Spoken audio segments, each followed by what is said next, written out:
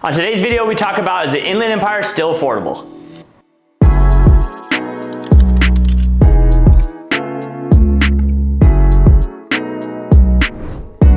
What's going on, Alex Roach, your top real estate agent. If this is your first time to my channel, every single day I drop a video about real estate. So if you're into real estate, make sure you hit that subscribe button. On today's video, we're going to talk about the Inland Empire and how long the housing out here can stay affordable. Let's talk about glass half full first. Right now, the Inland Empire is still the 6th cheapest housing for major areas in California. Let's not forget, like right now, the Inland Empire is the 5th most popular area in the United States. So many people in the last few years have moved from the beach in LA and those kind of places and moved out to the Inland Empire because obviously what they can buy here compared to there is completely different. So right now, the average sale price in the Inland Empire is still around $550,000. That's still cheaper than San Diego, LA, Orange County. So we're still gonna have people that can't afford out there still moving out here. The one thing that we do need to worry about is even rents. Obviously, we've seen a massive increase in rents out here, but rents are still cheaper here than they are in Orange County and San Diego. So more of those people are still gonna move up here. Let's talk about glass half empty. In the Empire, we've seen a 43% increase in home prices. That's number 2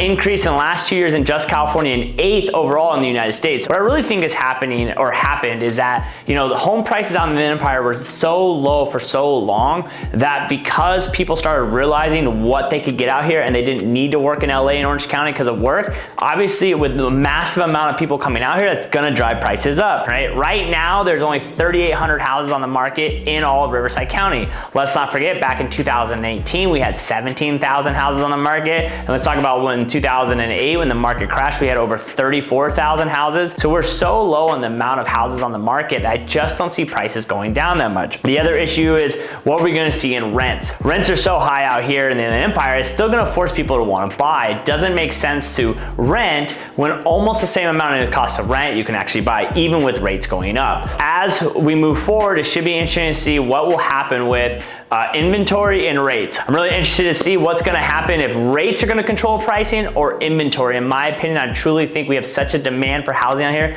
that the low inventory is still gonna make home prices go up. Are we gonna see a 46% increase like we have in the last few years? No, that is the reason why we're raising rates, is so we don't see 20, 30, 40% increases anymore, because that's something we can't sustain. So moving forward, the Inland Empire is still a great affordable place to move to, and I don't see that ending anytime soon. Hopefully you enjoyed this video. Please share, subscribe, and like, and until next time, peace.